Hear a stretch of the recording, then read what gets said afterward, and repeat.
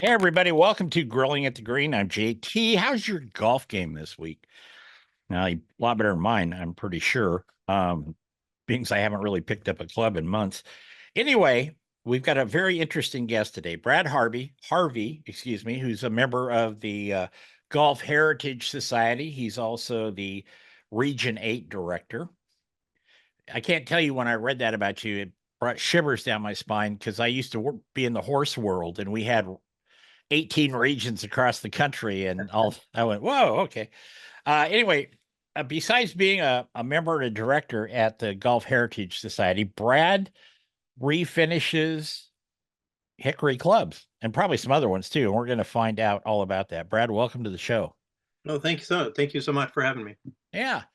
So I guess the first question is, how did you get involved? We'll talk about the Golf Heritage Society separately, but how did you get involved in refinishing and restoring like Hickory clubs and originals and stuff? Well, it was kind of interesting. I've been, I've been involved in the golf world since really I was three. My dad was a good player, and I started working at a golf course in Bear Creek down in Medford, a little par three course owned by a guy Hupy.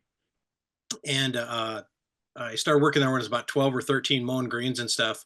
And they taught me how to do club repair, doing grips and stuff like that. And it just intrigued me to saying, hey, I can work on my own clubs and do things. And kind of caught on from there. And so I always did, because I played in the 70s and 80s. So when I played college golf, we had persimmon clubs, Sure. they would wear down a little bit and you had to refinish them and stuff like that from the weather and everything like that. So I did it myself. So I didn't have to worry about anybody thing and, worry about time and all that. And when I got older, I always collected classic clubs, and I went to Pat Sutton's golf show. I had a couple of tables there. I had four tables there. And I had all these old classic clubs. Nothing hickory, just all classics from like I always like from the 20s on up. And they were the Right. Pyrotone shafts, the faux wood shafts kind of. And this guy next to me who was selling hickory like crazy, his name was Jack Wilson. Um, he looked at me and he goes, if you take those ones from 1920 and you pull those Pyrotone shafts out and put a hickory shaft in them, you could sell them for about $100 or $200 a piece. And I go, really? He's like, oh, absolutely. And I go, well, why don't people do that now? And they go, well, they don't really have the skill or the knowledge to do that. So I was like, Right. well, I'm going to give it a shot. And that's where it started with the hickory clubs. It was like, I just got some wood and started, started with a lathe. And that was, well, you got to be a skilled person to do a lathe. So Oh yeah, yeah, yeah. it was flying all over the place, everything. And so I was like, I'm going to do them by hand. So I started doing by hand, and it was very calming to do it, and it just caught on, and it just go down a rabbit hole, and all of a sudden here I am today, with thousands of hickory clubs and make my own shafts for repair them for all over the world, and it's interesting. Was there any pre-made hickory shafts available when Yeah, you started that? yeah, there was a few. Tadmore and Louisville Golf do it, and I got into it, and I'm thinking, okay, well, I'll just buy their shafts. Well, they were like $25 and another 15 or $20 to ship it. Right. So if I was just a common person, didn't know repair, and I got this club head, I'd probably pay $20 for the Pyrotone club head, and then I'd have to get another $45 for a shaft, then another probably $30 for someone to install it, when I could just buy a pre-made club at $100 or 150. So I was like, there's got to be a better way than just me buying pre-made shafts. Sure. I'm an okay woodworker, and I've done a lot of repair. I've refinished my clubs for decades. I could do this, and I got some wood and just by trial and error figured it out. Well, there you go. Do Yeah. you own any metal clubs? Oh yeah. Yeah, yeah. I Okay. have uh Titleist was when I turned professional back in 1988 after college. Titleist was the one of the first companies to kind of pseudo endorse me. I was just a golf pro out at Rose City, and I always loved Titleist. So I've been collecting almost everything Titleist since they started making clubs in, I think, about 71 or 72, and I have almost every set from there, including Oh, their there you go. woods and their bags. Do you have a hat like this? One of their s- pure black ones with the That is nice. I can't wear hats too well just because of my face shape. I look very odd in hats. Well, I have a So, very good friend. I'm sure you know him, Dick Iverson, who was the oh yeah, Titleist rep for years. yep. He used to play out of Rose City all the time. All the time, still does when he's around. He spends a Yep. lot of time in Hawaii now, but Yeah. his mother-in-law was a writer for one of my syndicated radio shows. Oh, I didn't know that. Yeah, Patty. She came from Hollywood. She was a Hollywood writer and stuff. In fact, she wrote some of the scripts for a series of audiobooks that were just releasing or in the process of. The first batch went out, second batch is just launching, the third batch will come in a few months. Anyway, she was one Yeah. of the script writers for us.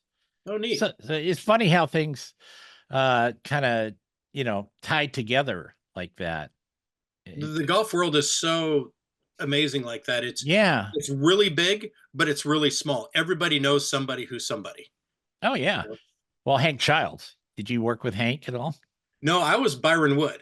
So I Okay. knew Hank Child, but that's why, and that's how I got involved with Titleist because Dick Iverson was out there. And, if you work out at Rose City, it's basically a Titleist course. He just comes up Right. and he goes, Brad, here's your 5 dozen golf balls and here's a golf bag. So I was Yeah. like, sounds good. Okay. I think Hank Childs took it after because Byron had Heron Lakes and Rose City at the time, and they were Right. both city-run courses. And they said you can't have both. What do you want to choose? And I think he went with Heron because Heron was kind of new at the time, so he went over there. And um, Hank went to Rose City. yeah, I think he got Hank Little because I was there when Byron Woods was kind of oversaw it. Then Greg Little was the head professional, and I was one of the Okay. assistants. Okay. Well, I know Hank was there for 25 years or Oh something. yeah, yeah, And now Kemper runs it for the city. And Hank's son, uh, Henry, is the general manager there at Rose yeah. City. So see, it never falls too far from the tree. Right. What can I Absolutely. tell you? Yeah. Did when you started doing this and you had some tough decisions to make, and we're going to talk about those in the next couple of segments, Hmm. but and you did this, you became you to do this for a full time for a very really touching and good reason. But when you decided to do this full time, did your wife and friends think you were nuts or what? Well, it was, I still worked at the school district. I was the boys golf coach at Beaverton High School for 28 years.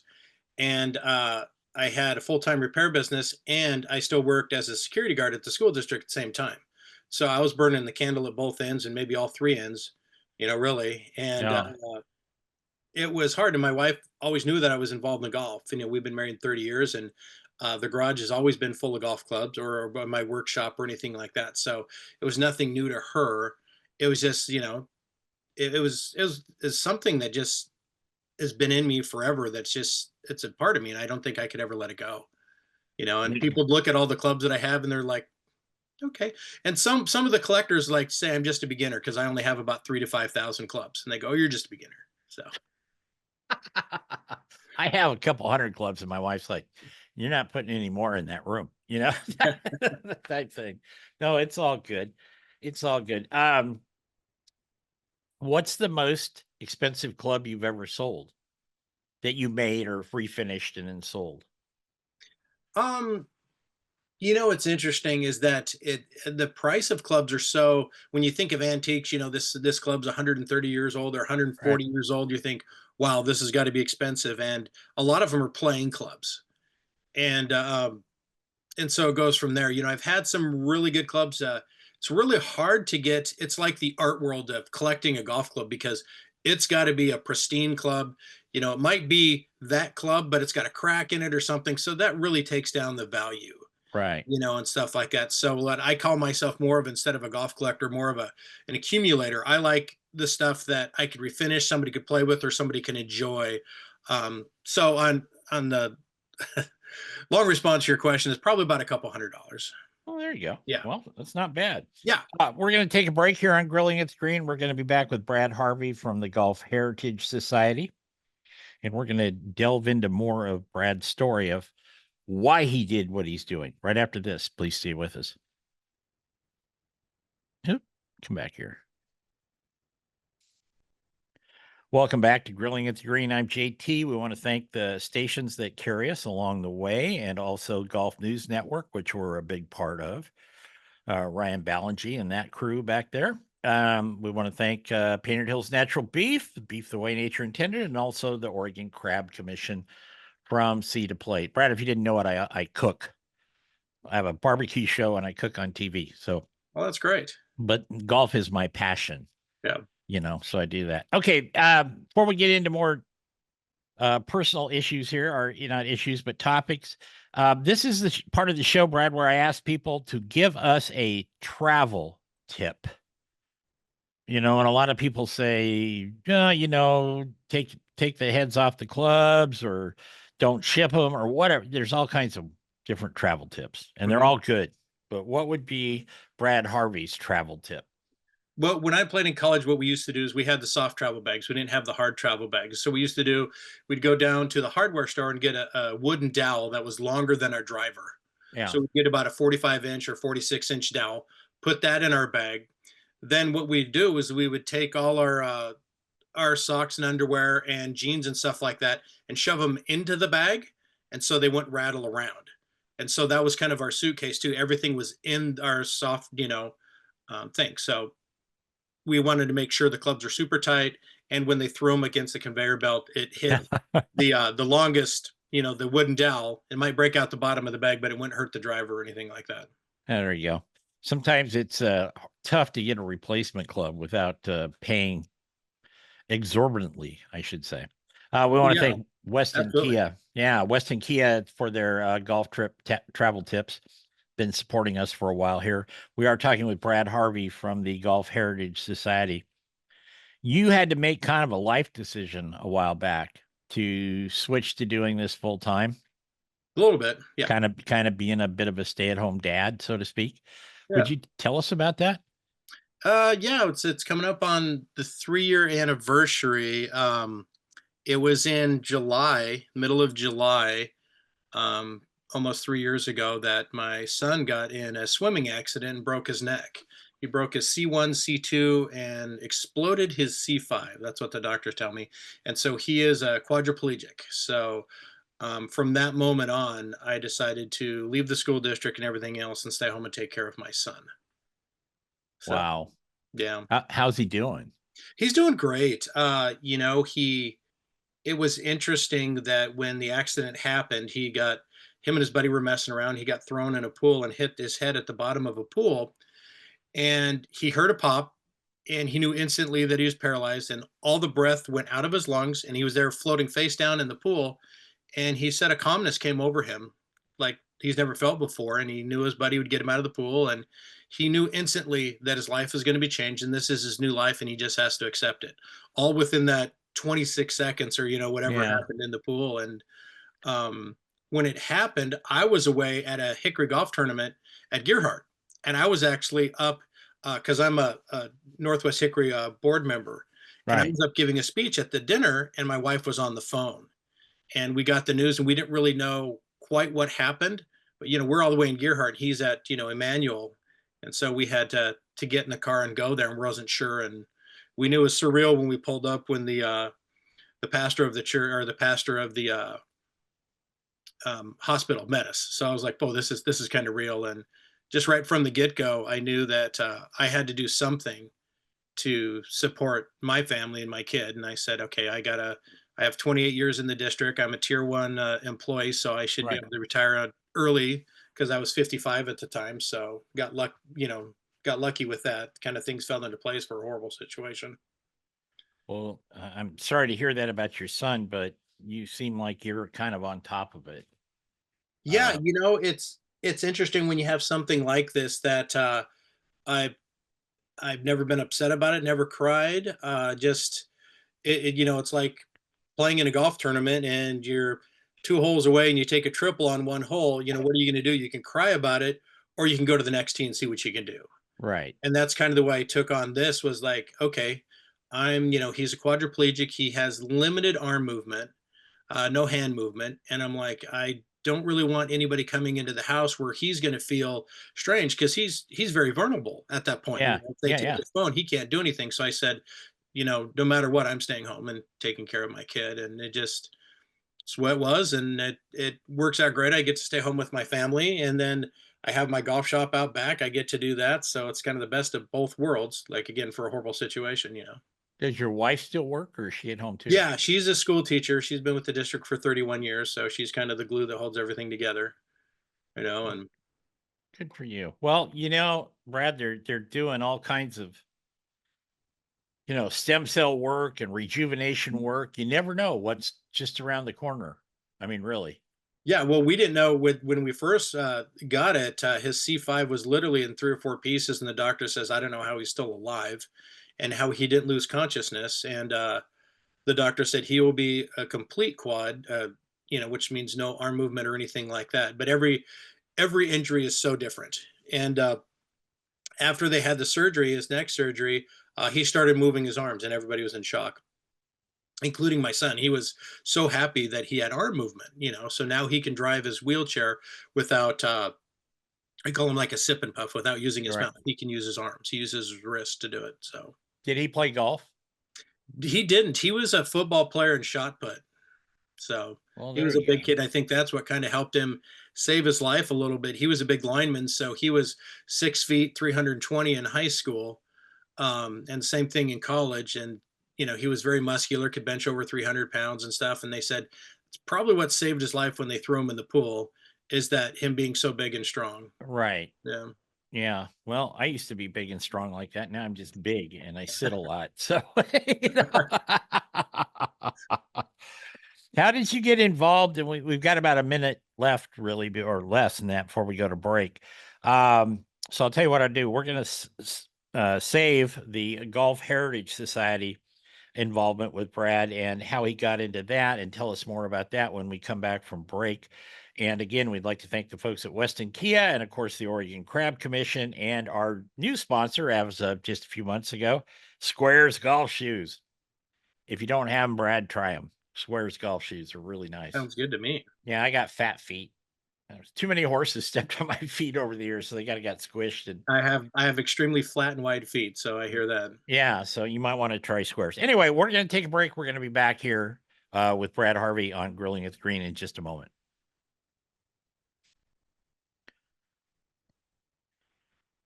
Welcome back to Grilling at the Green. I'm JT. Today we're talking with Brad Harvey from the Golf Heritage Society. How did you get involved in that? And before you tell me that, I don't mean to interrupt you, but before you tell me that, it's weird because I'm on social media. Hmm. I'm sure everybody in golf, a lot of people are in social media, and everybody is this golf society or that golf society or this golf Hmm. society. How did you get involved with the Golf Heritage Society, and what prompted you to do it? Well, it used to be called the Golf Collectors Society way back when. Okay. I think it originated around in the early 70s, and I belonged back in the 80s. Um, just because I was a golf collector, and I always heard about it. But all these shows that Pat Sutton does out at Riverside, you get all the antique guys there, and Rob Allsweet, who's very famous in the Hickory golf world. We were talking one day and stuff, and he goes, "Oh, you should be, a zone director for the Golf Heritage Society." And I go, "Yeah, well, it used to be the golf." We talked about it, and he goes, "Well, I'm the zone director right now, and I want out because I'm getting older. You can have it." And I'm like, "Okay." And as soon as I took it, he had that evil little chuckle, and I'm like, "What did I get myself into?" And Yeah. so I talked about it. It's a group of guys that just sit around and talk about the golf collecting and stuff. And most of the guys are the guys who write the books about collecting. So it just kind of stumbled into it. Like I said, I've always been a member, but to get involved in directing it was kind of fun. It was just from playing golf and on the golf course is that knowing Rob Allsweet, he just said, "Here you go. Why didn't you go this way?" So Do they? By the way, I went through school with Pat Sutton's sister Terry, okay. and because Pat grew up on the Mountain View golf course out there in Mhm. Boring, but they went to Estacada. That's where I grew up. Yeah. So anytime somebody says something about Pat, and 3 years ago, Steve and I were shooting a tournament at Riverside, and he was just leaving. He was Mhm. just, you know, retiring out. And I finally got a chance. He didn't remember me. Why would he? It's been 55 years, since I've seen him. But yeah, he was a great guy. Great guy, Pat Sutton. Um, so do you actually still get to play in the Hickory tournaments? And Oh, yeah, absolutely. I played in one on January 1st. We went up there because, like I said, I'm a board member for the Northwest Hickory Players, and I all right, think my term's out. I was the marketing director for the Society of Hickory Golfers too, for the whole United States. But I think my term is up. I think it's maybe up in February, March. But once you go down the rabbit hole of joining all these societies, all of a sudden they need people. Then your name's on a list. Then all of a sudden you're the head of everything. It seems like so. yeah, you raised your hand. Yeah, exactly. I was like, everybody else backed up, and I was the only one left standing. Yeah, Like, oh, okay. volunteers, please. Yeah, Yeah, that's like, been but there. it's been great. I mean, there's a lot of contacts and a lot of leads, and it's a neat organization too if you really want to know about collecting, because all you got to do is call these guys, and they love to talk. What about that? Because honestly, I don't know that much about like the Hickory tournaments. I know a bunch of people that play. I Hmm. have friends on both coasts. People's right. I have friends on both coasts that love to play with hickories, and I've been invited to play. I have 3 or 4 hickory clubs that are a lot worse for the wear. Hmm. I picked them up at a garage sale years Yeah, ago. yeah, Right. yeah. Okay. Um, and of course, my question is like, what kind of ball are they hitting? Are their yardages the same? Was par the same for? I mean, I'm showing you my ignorance, but I don't know that much about playing with hickory. Yeah, it's a little different. We do play with well, you don't really have compression golf balls anymore like we used to, but Right. we do with a softer ball. I play with the Wilson Duo Soft, just because you can compress it a little more. But with hickories, I really can't tell the difference between my hickory golf clubs and my modern set. Okay. So it's like it's a little different because, like, a mashie is kind of like a 5 iron, but every company that made a mashie made them a little different. So it might be a 5 iron, it might be a 6 plus, or it might be this. Just depends on how they worded it. Sure. So, and we have certain stipulations when we play sanctioned hickory tournaments, is that in the open division, which is like all the young people up to 60, if you want to play in the open division, the maximum you could play a course is about 6,000 or 6,100 yards. And that's pretty good, because when you play a Yeah. par four that's like 380 with the hickory, it's not that enjoyable. It's like, oh, I'm hitting, because I could still hit my hickory driver probably around 240, 250, maybe 260 with some roll. There's some good guys out there like Von Lasso, who did pretty well in the amateur a couple years ago. He won Yeah. the U.S. Open, Hickory U.S. Open, and I was playing in his group, and he still hits his hickory around 300, 310. So, but he's younger Wow. Wow. by about 30 years. But Because it always, you hear um, Brad, you hear the discussions, whether hmm it's on the discussion boards or the pundits on TV or the guy at the local bar. hmm And, you know, you hear the dedicated brethren say, it's no different than it was 120 years ago. And they yeah, say, I can hit a ball.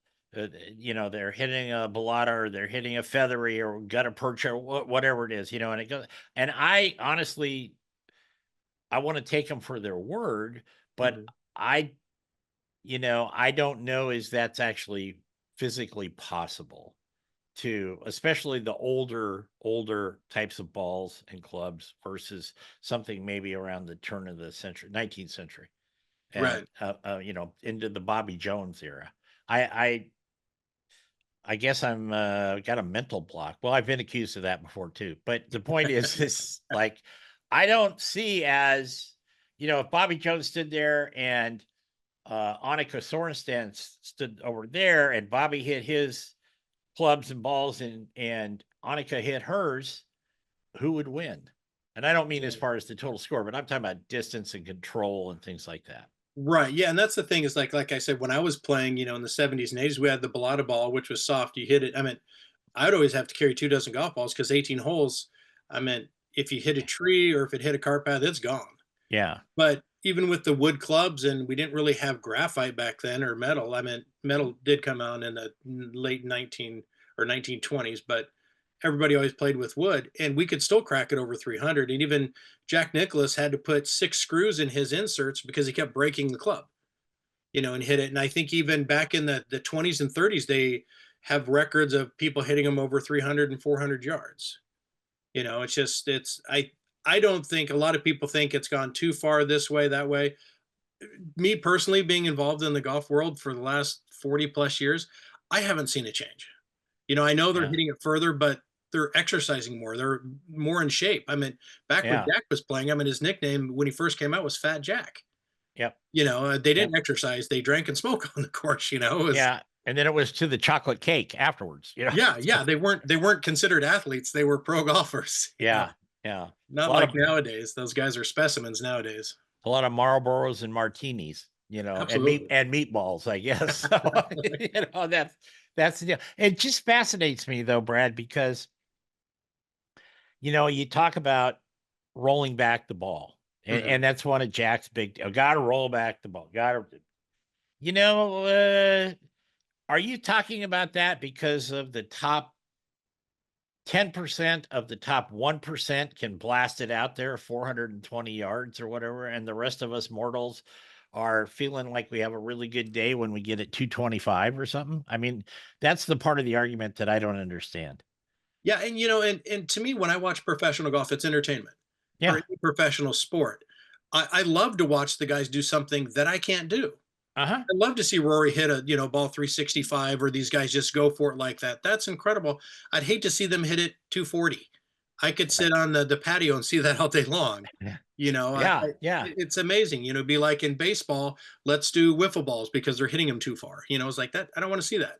Right. Let them go and see where they can carry it. It's they still got to put a swing on it. No matter what ball you put in front of them, they still have to put a swing on it. And with them being athletes and all the equipment nowadays and everything is so fine tuned, it's like a race car. Of course, they're going to hit it pretty far. Well, yeah, and then when you get around the green, you're gonna have to have a little better touch than the people I golf with, out there hacking like we're pulling tansy out of the ground or something. But you know what I mean? It's just Absolutely. that's like you said, and you said it very eloquently. They're athletes. They train more. Um, it's kind of like I heard somebody say one time, a football player. And he said, because somebody was complaining about hard hits, and he was a defensive, may have been Ray Lewis or something. He said, look, if they tell us we got to play on the asphalt, I'll just go put more pads on and I'll still hit everybody hard. So, yeah, kind of the same thing for me. Anyway, we're going to take a break. We're going to be back with Brad Harvey and the Golf Heritage Society, District 8 representative right there. He's the guy. And we're going to come back, wrap up the show, and then we're going to do a little after hours this week. So please stay with us.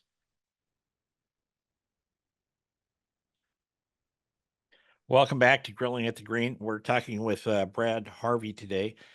Brad's story is incredible. He did all kinds of things: coach, security officer, teaching pro, and now he's finishing. Um, it would be fair to just call them antique clubs. Yeah, no, absolutely. Yeah. Okay. uh, Refinishing antique clubs and taking care of his son, and to be very much commended for that. Thank Um, you. yeah, I mean that's a big chore, and so how can people? I mean, first of all, if you go to the Golf Heritage, they can kind of track you down from there. But do you have a Mhm. website or anything that they can look at your wares and your work? No, I don't advertise, and it's kind of funny that for the repair, kind of a short story here, kind of a long story, I Yeah, guess. yeah, it's How okay. I got into it was at that same time when Jack Wilson said, "Hey, put these hickory into it." This other guy came and he had an old club head, and they didn't really use sole plates back in the day, the metal and stuff like that. They used ram's horn or anything that was pretty hard, Yeah, and for the leading edge. And he said, "Hey, can you work on clubs?" And I said, "Oh yeah, I've been doing club head repair for many years." And he goes, "Can you fix this?" And of course, me, he always raised my hand. I go, "Sure." I had no clue how to fix it. So it's hard to find ram's horn. So I went down to my local pet store and found some water buffalo horn for a dog chew toy. Cut that up, cut a pattern out, sanded it down, put it in. Looked how they took it apart with the old pins because you usually take like a square peg, put it in a round hole to kind of get it tight and put it at an right. angle. Copied that and The rest was like, oh, I could easily do this, and it turned out beautiful, and nobody could tell it wasn't ram's horn; it was water buffalo horn, and but it worked out great. Then all of a sudden, my name just got spread around, and I just get clubs all over. Like I just finished making some shafts. I got some going to Arizona today, and tomorrow from Wisconsin. Wow.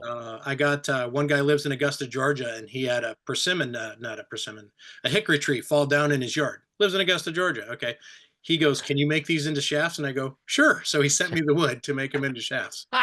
So, but yeah, it's just kind of that small community that, like I said, everybody knows somebody who knows somebody that Right. does that. And I'm afraid if I had a website or advertised, I don't know how much work I'd have because right now I have a backlog of probably 70 clubs that I have to repair.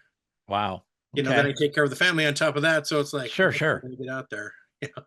I know a friend of mine, Kay Pearson, who volunteers at a lot of USGA events and the Masters and the Open across the pond. She plays hickory, and she's tried to get. She lives at Pinehurst, and Mm-hmm. she's been trying to get me to come back and then play. I said, "Okay, I don't even have any clubs. No, no, no. We'll take care of that. You come back and play with us here at Pinehurst." Well, it's kind of hard to turn down an invite like that to Yeah. to play at Pinehurst. I don't care. Maybe I got Lincoln logs I got to hit. I don't care. It's. I'm going to take her up on that one of these days. Oh, But absolutely. One a lot of courses nowadays. So, like our Society Northwest Hickory players, like Rob Allsweet, when he travels with us, he brings rental sets. So everybody has something. The golf course at Gearhart, they have yeah, rental hickory sets there. I Uh, saw those. We were there a couple months ago filming, and I saw yeah, those. yeah, and I'm going to start the course out in St. Helens. You know, Wildwood. Yeah. They're going to want. I'm going to bring them some hickory rentals. They're going to start doing hickory clubs up there. Fun Oh, little good course for for that. them. Good for them. Yeah, it's starting to grow, and there's out there. I said a lot of people like me that collect just don't have a bag full or two. They have lots. Yeah, and you work with Akbar over at Seamus. Yeah, I got his shirt on right Got here. his shirt on right there. Got the little goat caddy and all that stuff. Yeah, So I know he plays some hickories once in a while, or maybe does all the time. I don't know. yeah, he's got into it. Him and I did a collab I think about a year ago that he wanted some because he always made those autocorrect putters. He had Tad Moore make them. Then he said he wanted some original ones, so he came to me. I've known Akbar since he was 12. Yeah. And he came to me, and so I went down to his shop, gave him about 20 to 25 antique clubs, and I took his leather that he has there, made grips for him, then redid them, and we sold them out, and I think in 6 hours. Just a collab. It was great. And people were Yeah. excited about because here you're holding a putter that's from like 1915. Who had it? What stories could it tell? Where has it been? Sure.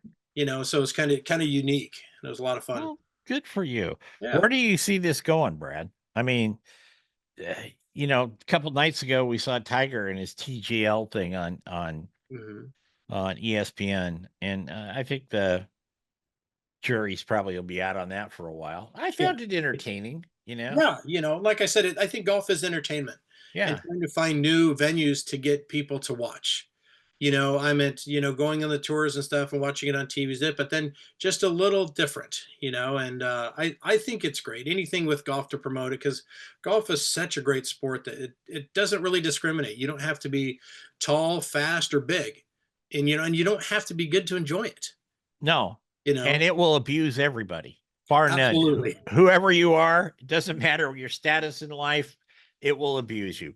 Brad Harvey, uh, people can reach out to us, or if you want to get involved with the Golf Heritage Society, you can get to Brad there. But I really appreciate you telling your story with us Yeah, today, and you're going to stick around for after hours, so absolutely. we're gonna do that. Okay, we'll be back next week. We got some great guests coming up, which I'm sworn to secrecy not to tell you this week, but I'll start ripping on them next week. So until then, go out, play some golf, have some fun, but most of all, be kind. Take care, everybody.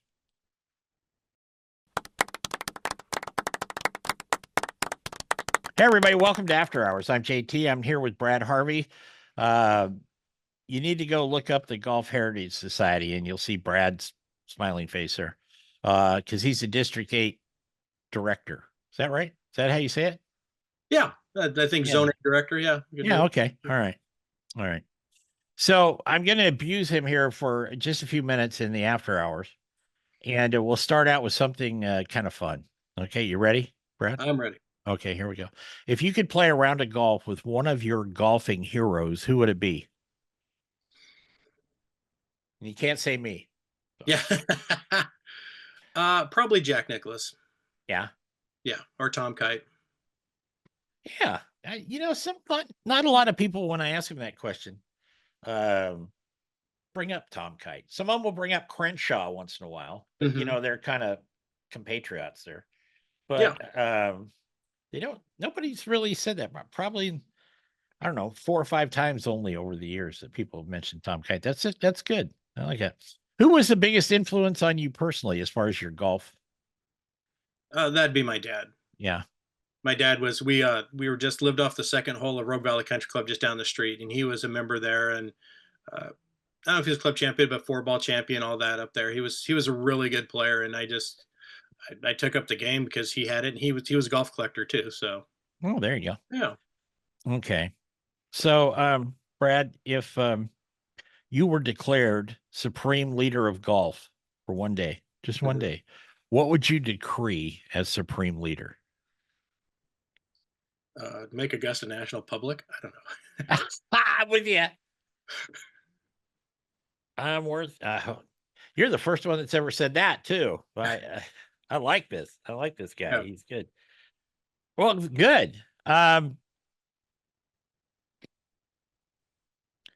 What's the biggest mistake you ever made on a golf course besides like muffing a hole? You know,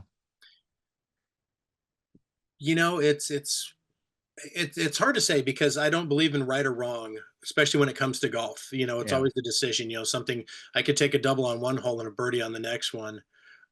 It's I guess I probably the biggest mistake I ever made on the golf course is not pursuing my playing more. Okay. Sense. Fair enough. Yeah. Name something that you were really enthused about when you first saw it or heard of it. And then with time passing, your excitement kind of fizzled. Hmm. Probably the golf ball. What is the name of the golf ball? The one that Jack did that was a limited flight golf ball. It's not the button ball. What was that golf ball name? Had the dimples on the outside. Yeah. And he did it in the Bahamas. I can't think of it. I'm getting old and I can't think of thing, but it just sounded like a good idea because you could have more golf courses, because the ball would only go about 100 yards. But then afterwards, it's like, well, I don't like that because I want to see people hit it 300 yards, not 100. Yeah. Yeah. If you could have dinner with a historical figure, who would it be and what would be on the menu? See, I always got to get food into this stuff because it's me, but historical figure and who would it be and what would be on the menu? Probably be Philip Hugh, and we'd probably have steak because I'm a meat and potato kind of guys. Okay. Fair So, enough. Anything for dessert?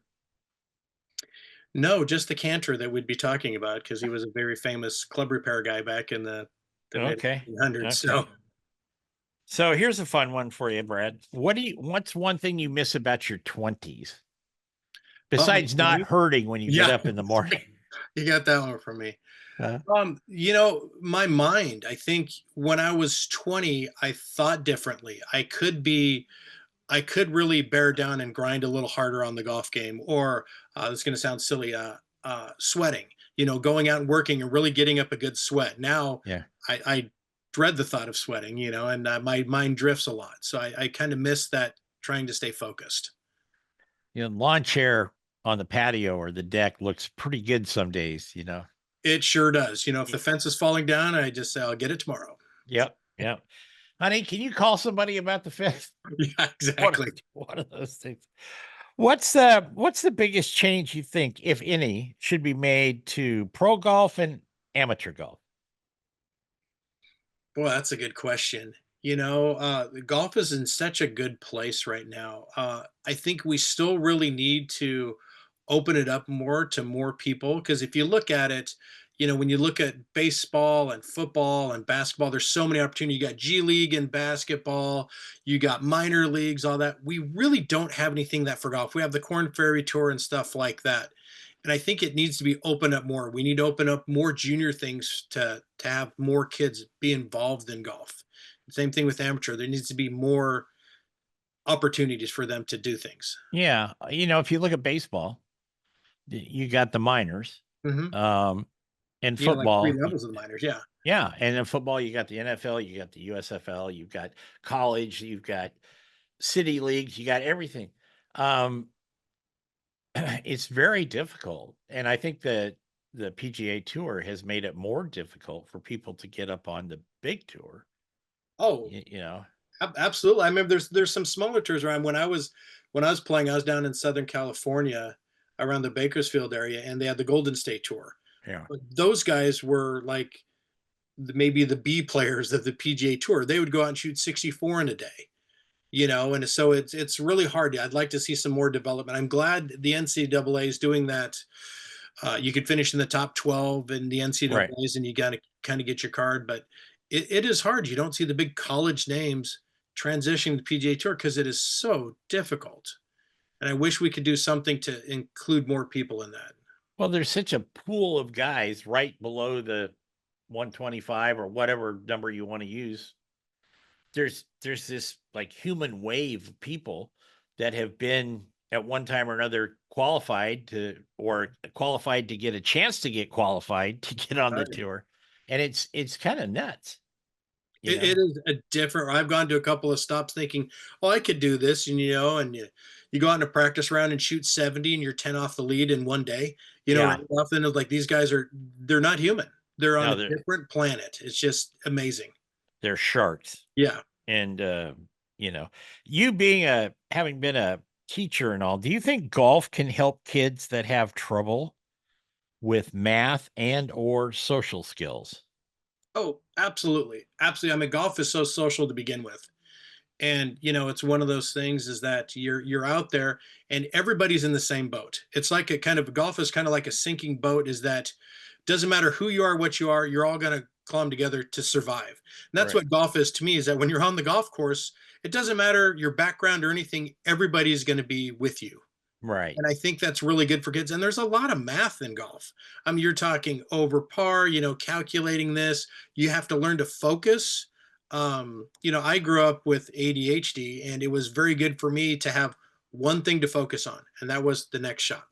And so it's a kind of a calming thing. You got to learn to say, okay, I got to do this. It's not a force sport where you go hit someone harder. It's, you really got to stay calm. And I think it does wonders. I used to teach junior golf all the time out at Meriwether. I did it for about 25 years.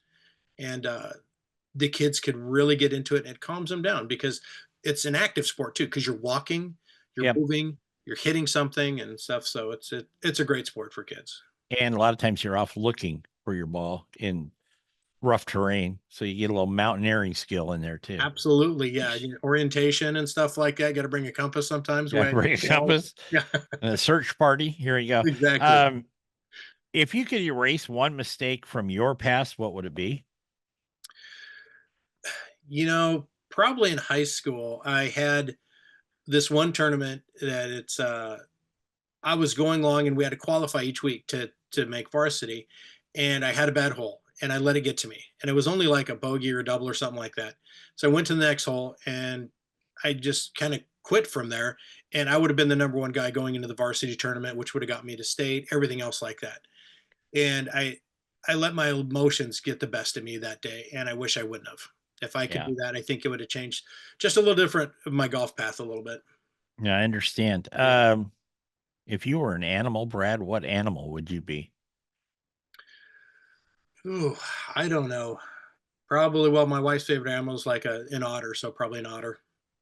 You know, Well, they're cute. well, they're cute. They could swim well, and they have a great mustache. And they just don't have a care of anything. It seems like. Right. Yeah, No, and they stand up and kind of look like a meerkat sometimes yeah, too. Their little exactly. paws, they're like They're cute. long, they're lanky. They Yeah. cold won't bother them. I don't qualify anymore to be an otter. I'm more like the walrus. Uh, What's the first thing you do when you get up in the morning? Well, it's kind of funny because it's I don't want to say it's the same thing every day, but it kind of is that the situation that I'm in is that I'm my son's personal caretaker, and I'm actually a Right. state employee for that. I'm glad we live in a country that will actually pay me to do that. And so the first thing I get up is that it's the same old. We get up and I go see him. Yeah, that's the Yeah. first thing I do. Is that my mind is just automatic, kind of like when you get up and go to work. That's what I do. I just get up and go see him, then see what the day Well, does. good for you. Good for you. Couple more here. What This is always one that people really like. What would be your last meal on death row? Oh boy, my last meal.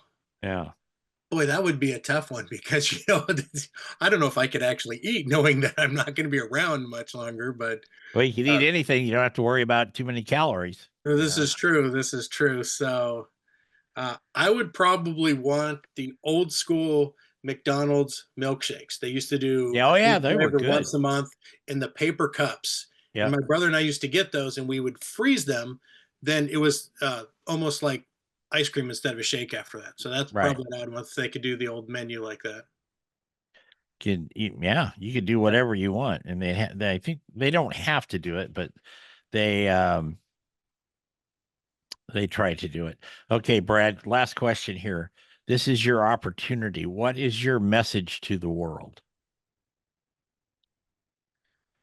You know what? Just smile and just let things be how they are. You never know what the future is going to hold.